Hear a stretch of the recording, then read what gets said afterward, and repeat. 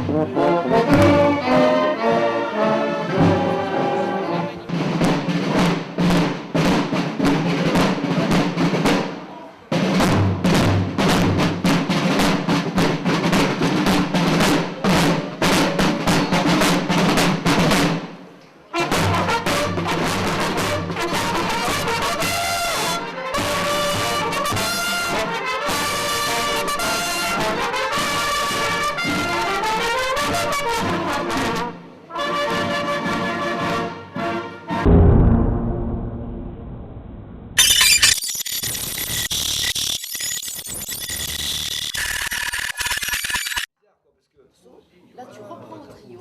Oui, mais c'est mon ancien chef militaire qui l'avait mélangé Tu ça. remontes le signe, tu remontes aussi. Mais quand la Il joue la figure de Jacques Arnaud. Je le Magic of Il a Christmas. droit, il a droit. Musique. Il joue musique. Il joue musique.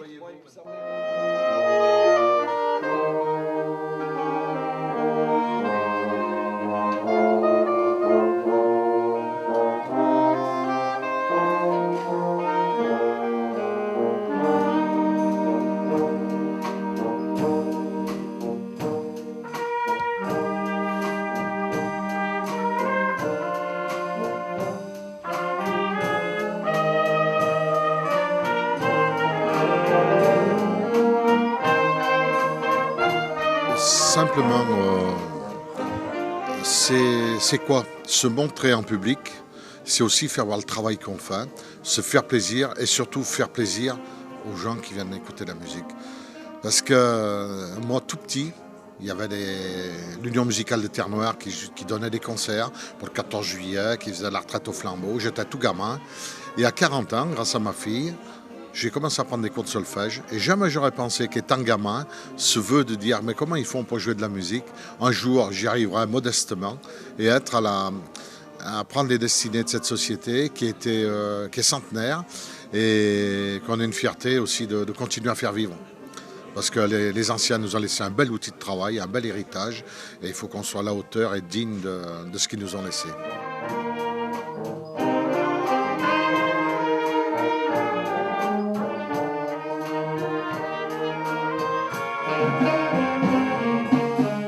Je me suis trouvé avec une bande de copains qu'on s'entendait bien, justement Henri qui est à côté de moi, et Jean Magistrello. On a commencé à apprendre le solfège. Moi j'ai commencé à apprendre le solfège, j'avais 45 ans. Non, c'est jamais tard pour apprendre de la musique. Non, pas du tout. C'est vrai qu'on se fait bien rire, on a une super équipe de copains. Là, on a bien pallié entre les anciens et les jeunes, ça passe bien le courant, c'est impeccable. C'est une bande de copains, c'est une seconde famille. Je trouve que c'est un équilibre dans son soi-même qui est très important. Je pense que ça, je l'ai ressenti après des événements personnels. C'est un équilibre que je recommande à tout le monde, d'avoir une passion autre que la musique, évidemment, qui est très très important. Bon, il y a le travail, la famille, mais d'avoir une passion, c'est très très important pour son équilibre.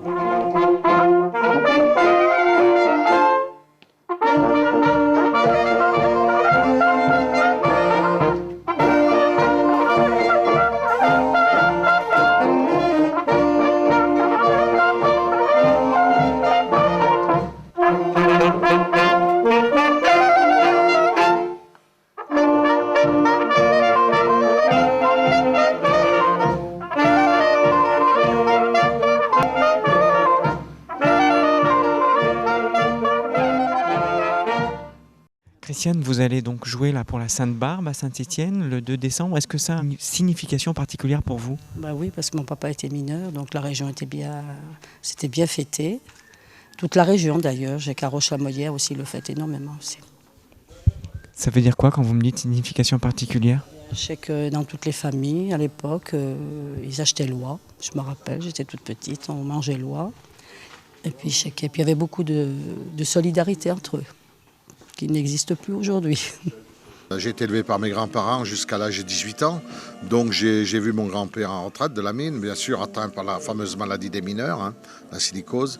Bon, j'ai vécu des moments formidables. Et bien sûr, les histoires de mine, sa vie professionnelle, le charbon qui était livré par un attelage, par le paysan avec une paire de vaches. Hein. Non, c'était des vaches, c'était même pas des bœufs à l'époque.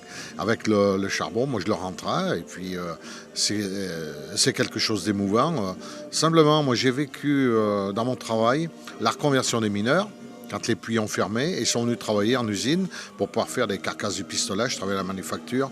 Ces gens dans une usine avaient le sentiment d'être en prison. Alors que la mine, c'est un toit qui est assez bas. Mais non, ils avaient le métier au fond des tripes et l'amour de leur travail. J'avais le grand-père maternel qui était mineur. Donc moi, j'ai pas connu, voilà. Donc, ouais.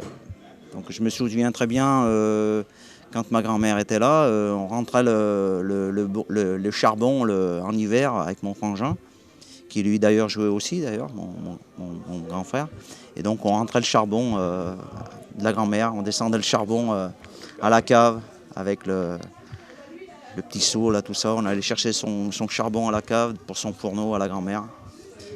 Ah, c'est vrai, quand on monte là-haut, au Piquereux, et j'avais jamais visité les salles des pas perdus. Et j'ai pas encore visité le fond, évidemment.